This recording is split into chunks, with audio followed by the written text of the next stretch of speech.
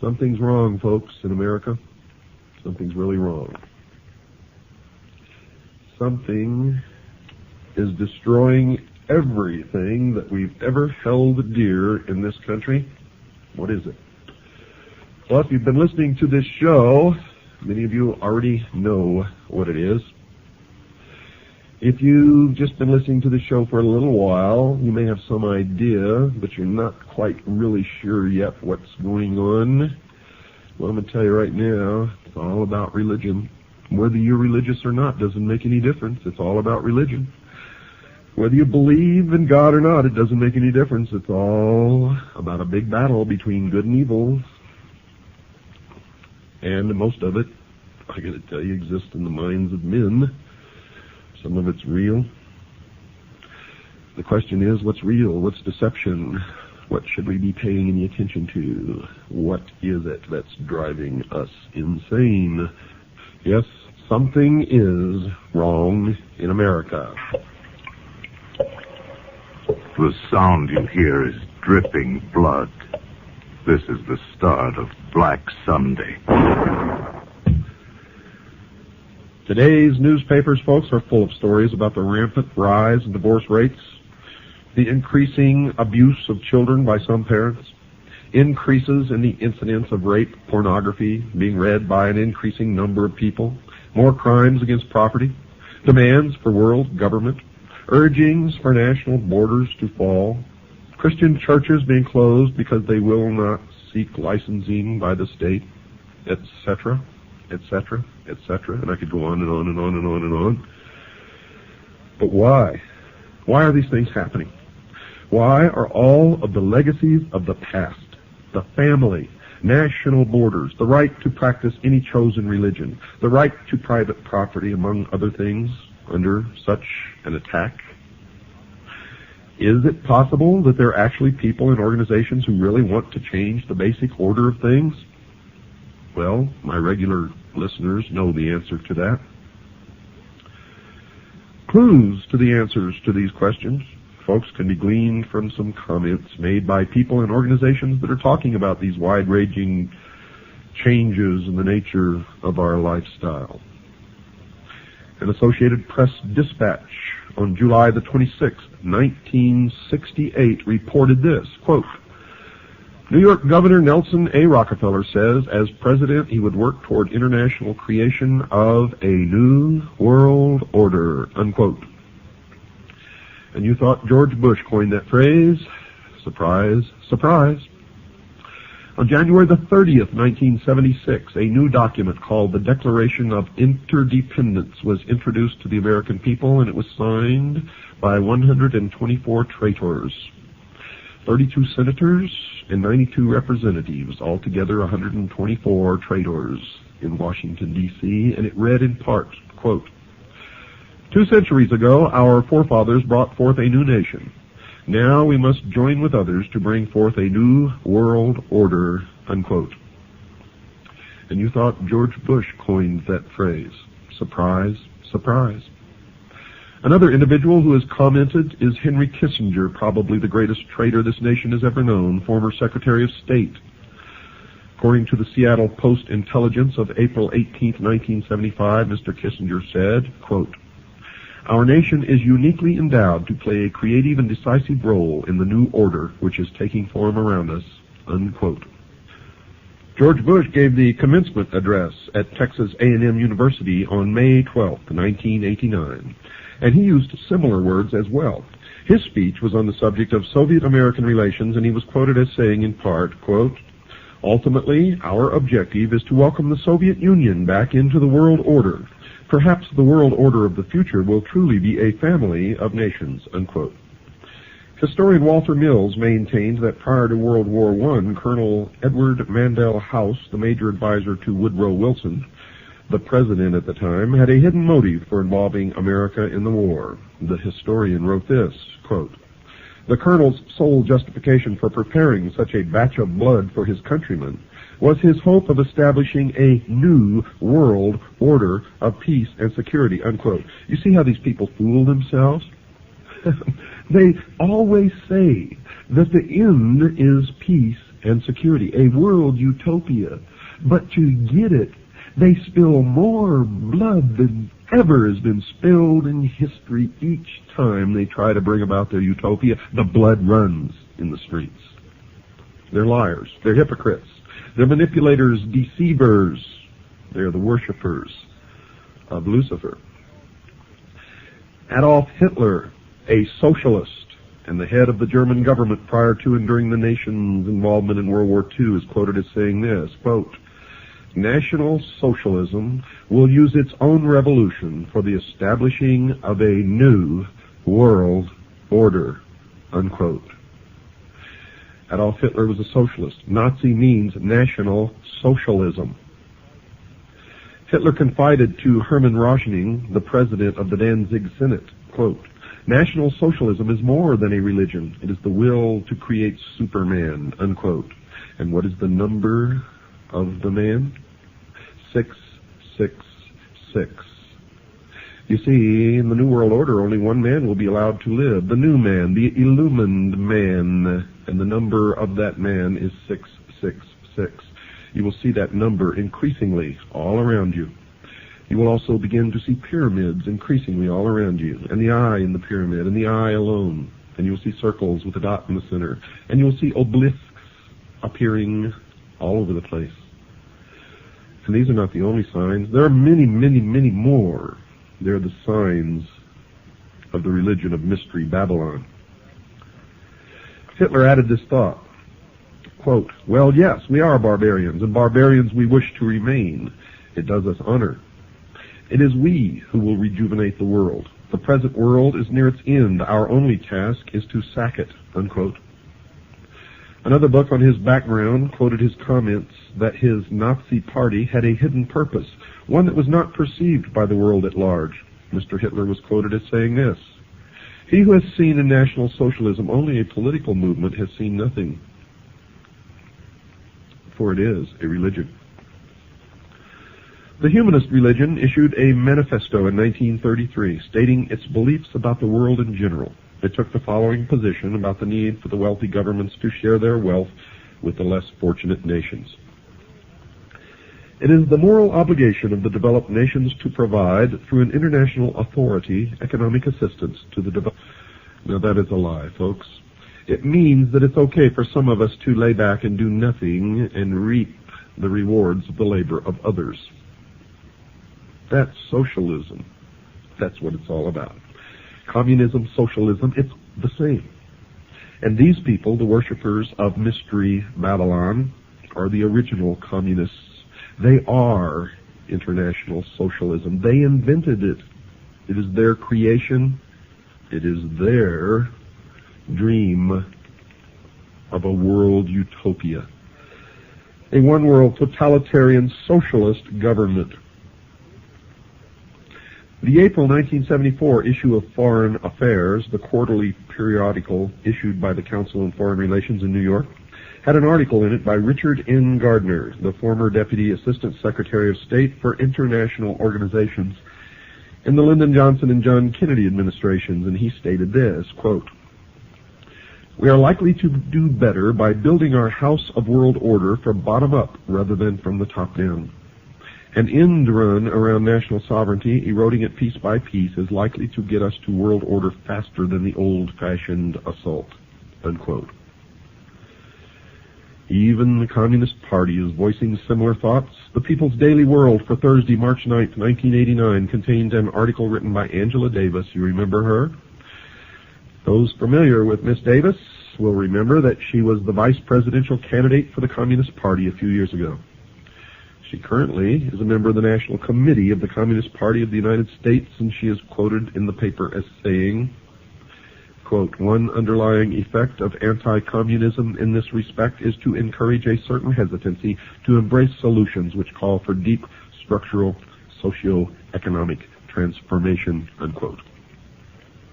Another communist, Alexei Kovylov, spoke at an evening meeting held at Windstar, Colorado, in August 1985, and gave the participants in attendance a surprise presentation.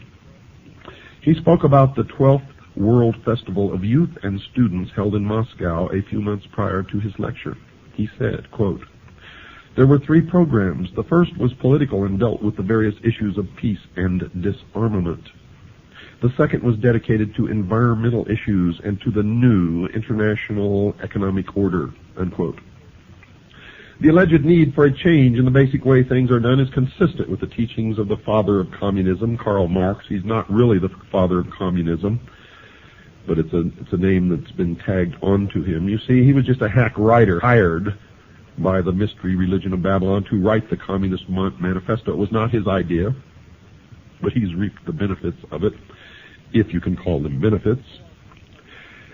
But he co-authored the Communist Manifesto with Frederick Engels, another hack writer, in 1848. Mr. Marx wrote that the communists, quote, "openly declare that their ends can be attained only by the forcible overthrow of all existing social conditions," unquote. Nesta Webster, a writer on the subject of conspiratorial organizations in the past, wrote this in her book entitled Secret Societies, quote, "The revolution desired by the leaders of world revolution is a moral and spiritual revolution, an anarchy of ideas by which all standards set up throughout 19 centuries shall be reversed, all honored traditions trampled underfoot, and above all, the Christian ideal finally obliterated," unquote. Some of the Catholic popes in the past have commented on the major changes coming in the future. One such pope was Pope Pius XI, who wrote the following in 1937. "Communism has behind it occult forces for which a long time have been working for the overthrow of the Christian social order," unquote. One of the popes who preceded him, Pope Pius IX, wrote this in November 1846 about the changes that he saw in the future. Quote, "That infamous doctrine of so-called communism is absolutely contrary to the natural law itself, and if once adopted, would utterly destroy the rights, property, and possessions of all men, and even society itself," unquote. Now, don't get all worked up about what the Pope says, because they have succeeded now with this Pope in putting one of their own upon the throne of the Vatican. It had long been their dream, and now it is true. And the bans have been lifted against Catholics joining secret societies. Many of the hierarchy of the Vatican belong to the secret societies, the Freemasons, Propaganda 2, etc., etc., etc. You will find an obelisk, the symbol of the phallus, the penis of Osiris, in the Vatican courtyard. If you don't believe me, go look.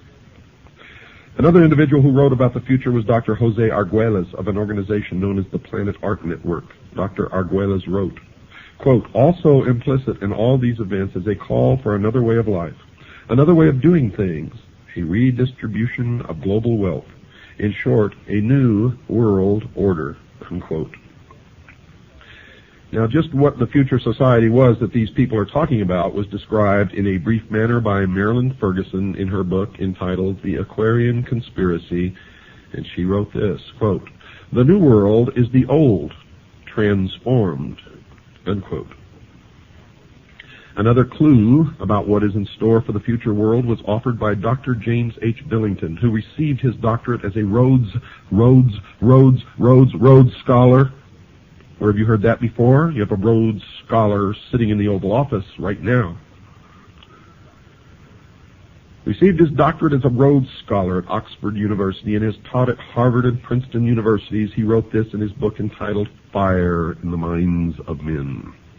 Quote, "This book seeks to trace the origins of a faith, perhaps the faith of our time.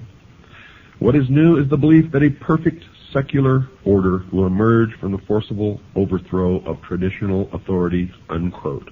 You hear that? They believe a perfect secular order will emerge.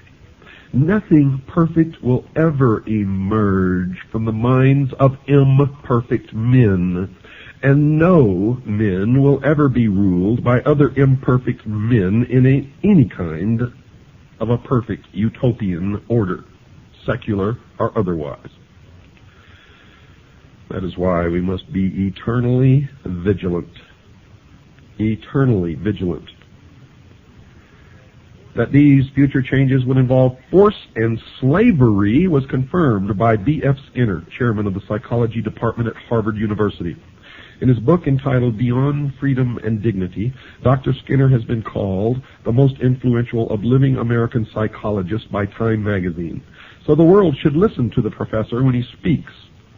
The magazine told the reader what the message of Professor Skinner's book was.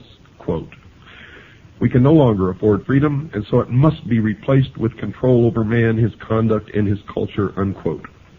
Not long ago in the Los Angeles Times, there was an article called 10 Forecasts for the Coming Decade. One of these was chemical or electronic implants to control individual behavior on a 24-hour basis.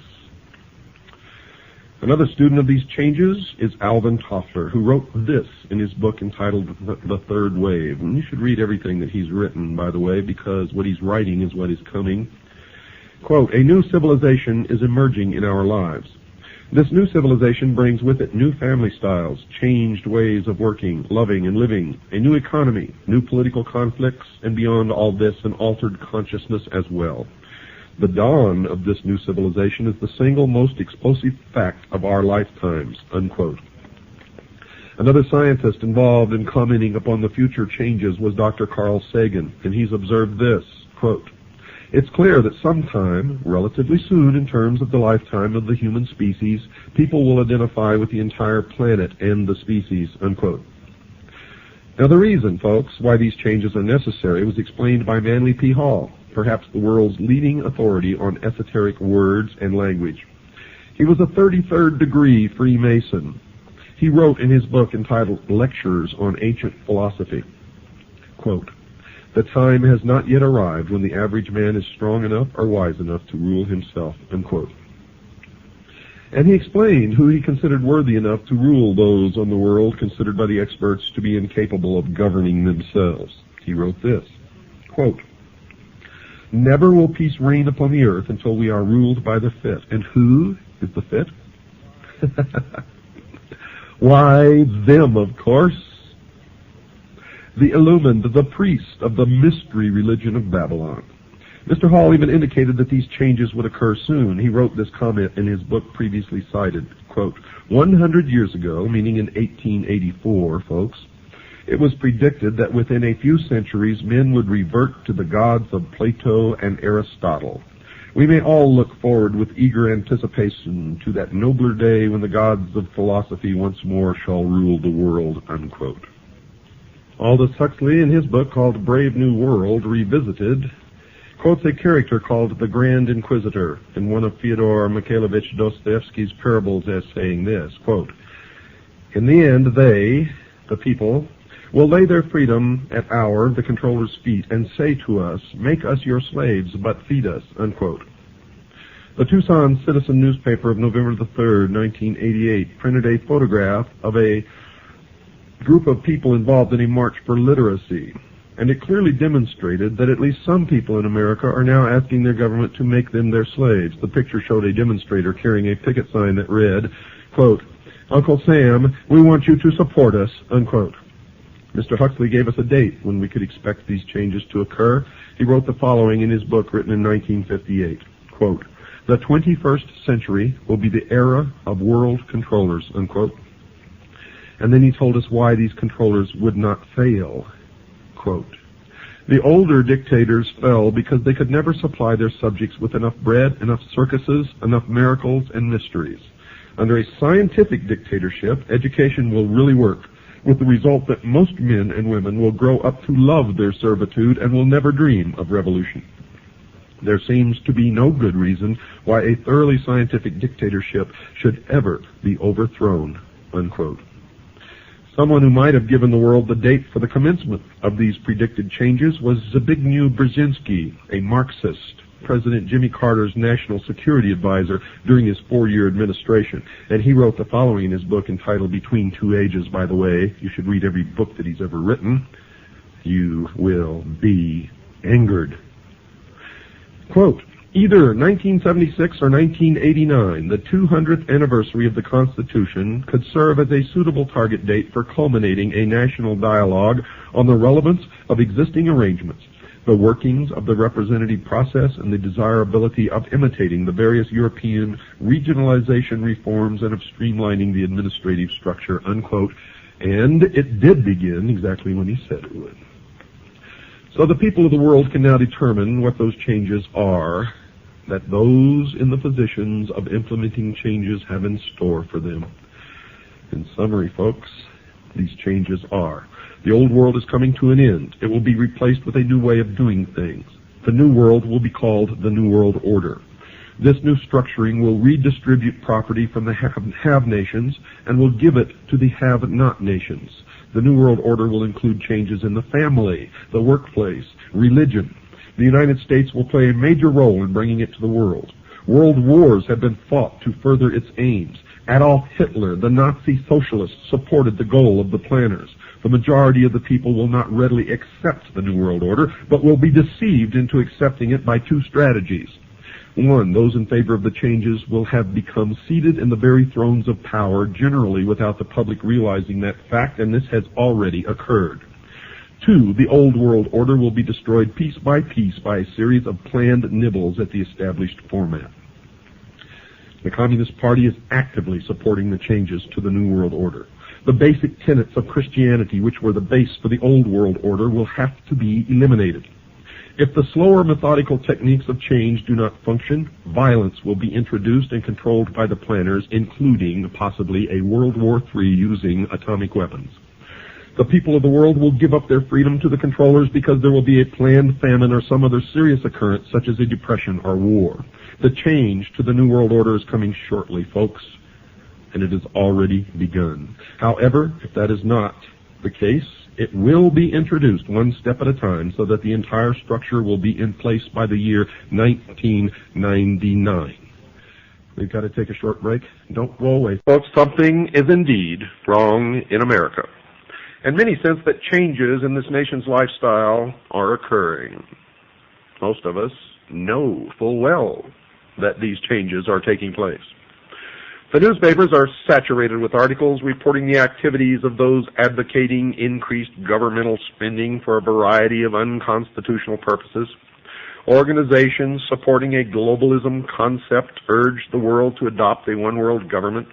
Psychologists preaching the destruction of the family unit and recommending that the society rear the nation's children.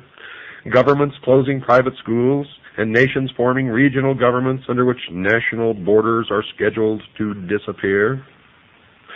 And still the sheeple think that all of this is happening by accident. And any concept that it is being brought about by a carefully orchestrated plan is the product of crazy conspiratorialists. Since these changes appear to be part of the new philosophy known as the New World Order, anyone desiring to know the future has to become familiar with this new phrase and what it portends for the world of tomorrow, and you will quickly see that it is the result of a well-thought-out, well-conceived, and well-orchestrated plan. Indeed, it is called the Great Work.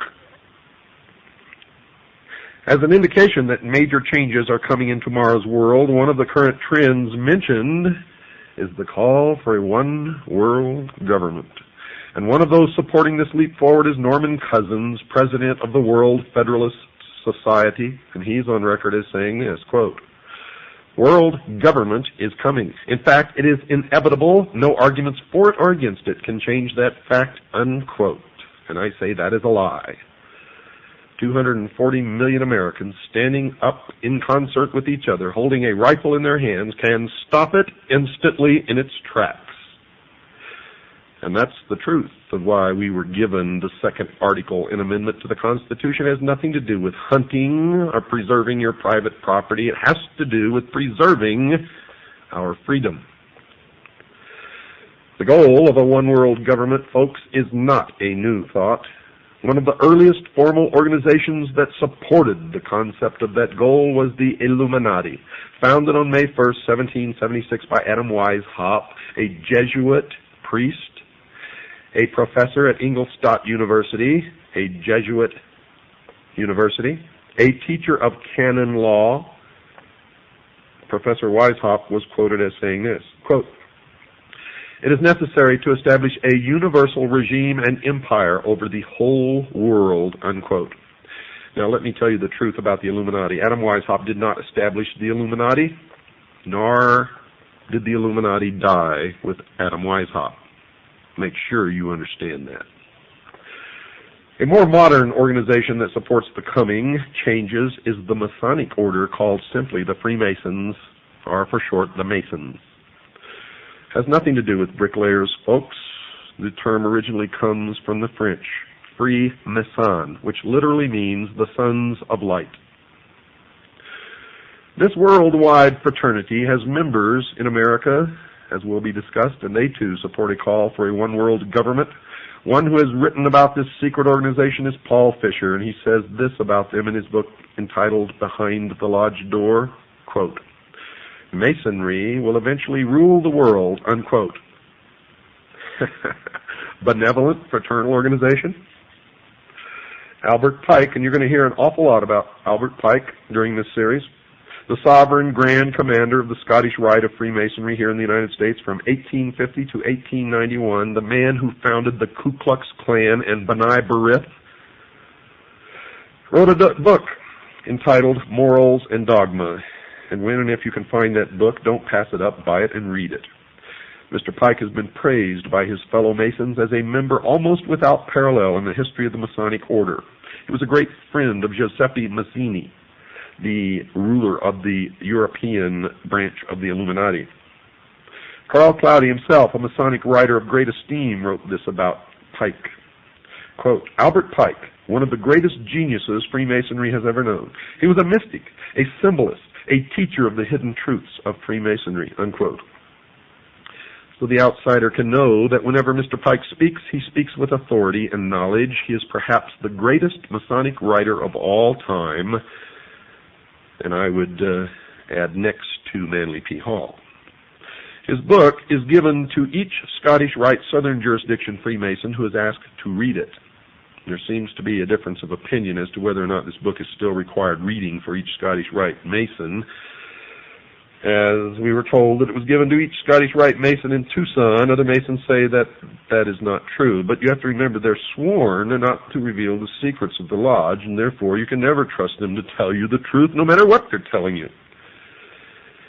But in this book, Morals and Dogma, Pike informs the new Mason about the moral teachings of the Masonic Lodge. He instructs the Masonic reader that the order will eventually be asked to rule the entire globe, and he wrote this, quote, "The world will soon come to us for its sovereigns and pontiffs. We shall constitute the equilibrium of the universe and be rulers over the masters of the world," unquote. He wrote this supportive statement in a book entitled Legenda, quote, "And thus the warfare against the powers of evil that crushed the order of the temple goes steadily on, and freedom marches ever onward toward the conquest of the world," unquote. Reference to the order of the temple is reference to the Knights Templars, who were destroyed in concert by King Philip of France and Pope Clement V. And the powers of evil referred to in this paragraph is the Christian church, the Christian religion, Christianity as a whole. Let me read it to you again, just in case you weren't paying attention. Quote, "And thus the warfare against the powers of evil that crushed the order of the temple goes steadily on, and freedom marches ever onward toward the conquest of the world," unquote. The order of the temple Mr. Pike was writing about was the Knights Templar, which was, according to him, quote, "devoted to the cause of opposition to the tiara, the Pope's triple crown, and the crown of kings," unquote. Well, then is it any wonder that the King of France and the Pope crushed the Templars in France? For that is the only place that they were truly crushed. Mr. Pike said that the Catholic Church was a power of evil because it had crushed the Templars, even though he admitted that they were devoted to opposition to the Church and its leader, the Pope. But the major point of that quote is that these forces of opposition, presumably meaning the Masons, are marching onward toward the conquest of the world. Mr. Pike repeated his devotion to the conquest of the world with this comment at the end of his book entitled Morals and Dogma, quote, "Such, my brother, is the true word of a Master Mason, such the true royal secret which makes possible, and shall at length make real, the holy empire of true Masonic brotherhood," unquote. Now, all of you Master Masons out there who've been writing me letters, don't write to me anymore. You are my enemies. And if I can, I will destroy you. Don't write to me and profess your innocence, for your own have proclaimed your guilt. And if you are truly innocent, then you're just a foolish dupe, and you better get out while you can. The major worldwide movement that champions a one-world government, folks, under a religious leader is a new phenomenon occurring worldwide called the New Age movement, a creation of Freemasonry. The newspaper put out by the Scottish Rite of Freemasonry is called The New Age. Tex Mars, a researcher into this new religion, has written 2 books on the subject. Both of these books are excellent primers for those who wish to know more about the beliefs of this religion. The 2 books are entitled Dark Secrets of the New Age and Mystery Mark of the New Age, and he has written, quote, "The New Age movement has undeniably taken on the definite form of a religion, of course, because it is Mystery Babylon." He goes on to say, "Complete with an agreed-upon body of doctrine, printed scripture, a pattern of worship and ritual, a functioning group of ministers and lay leaders," unquote. Another writer who has written 2 books on the New Age religion is Constance Cumby. Her 2 books are called The Hidden Dangers of the Rainbow and A Planned Deception. She has written this, quote, "The New Age movement is a religion, complete with its own Bibles, prayers, and mantras. Vatican City, Jerusalem equivalents, priests and gurus, born-again experiences, they call it rebirthing, spiritual laws and commandments, psychics and prophets, and nearly every other indicia of a religion," unquote. The new religion has a series of leaders. One is a woman named Alice Bailey, a prolific writer on the subject of the New Age. She was the founder of an organization called the Arcane School, one of the major Lucis Trust divisions. The Lucis Trust was a major publisher of books supporting the religion and published a newsletter or newspaper called Lucifer. In her book entitled The Externalization of the Hierarchy, she told her readers who the organizations were that were going to bring the New Age religion to the world, and she identified them as being, quote, "The 3 main channels through which the preparation for the New Age is going on might be regarded as the Church, the Masonic fraternity, and the educational field." And folks, that is exactly who is bringing it to realization. The main thrust of this program is going to be to examine only one of the 3 organizations mentioned by Alice Bailey, that being the Masonic fraternity.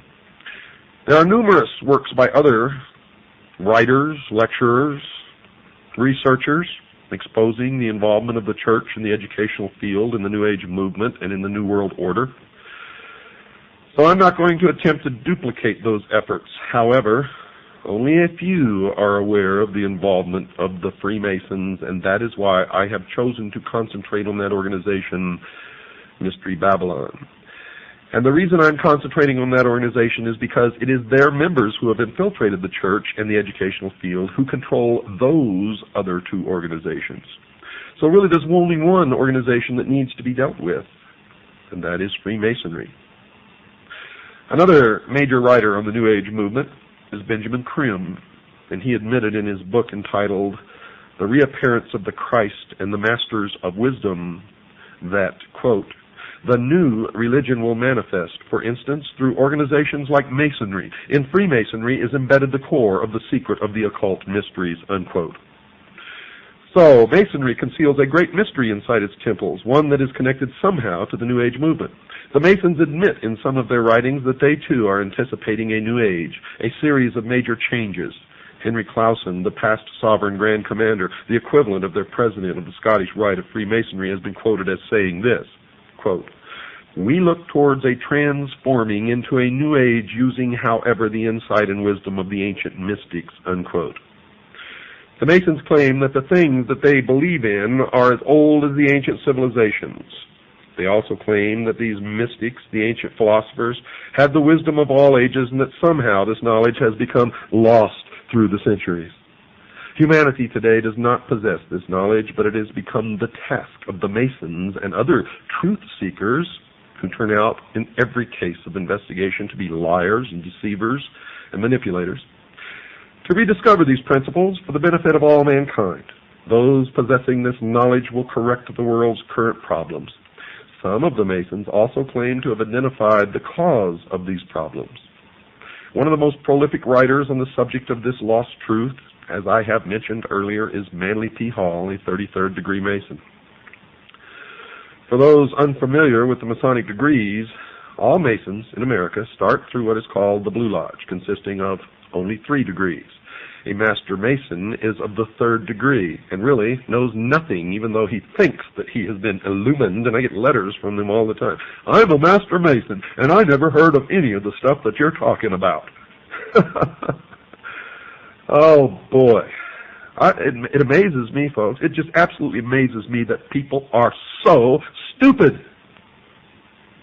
Drives me wild. The initiate into the Blue Lodge goes through 3 separate and different initiation ceremonies, one for each degree. After completing these ceremonies, he may stay where he is or choose to affiliate himself with either the York Rite, which has 13 degrees, or the Scottish Rite, which has 32, and then the meritorious 33rd. The latter is divided into 2 separate jurisdictions, the southern and the northern. And these are based primarily on state borders, and whether one joins one or the other depends on where the initiate lives. The 2 Scottish rites have an additional 29 degrees, making for a total of 32. There is one more degree called the 33rd degree, which is honorary, and only a few are invited into that degree. And to even be considered, they must perform some major work toward the completion of the great work, which is the plan to bring about the utopia on earth, the socialist dream.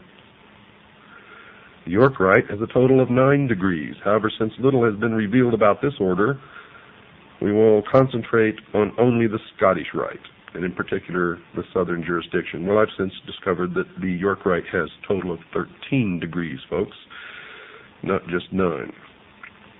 Mr. Hall has written a book entitled Lectures on Ancient Philosophy, in which he talks a great deal about the Masonic fraternity.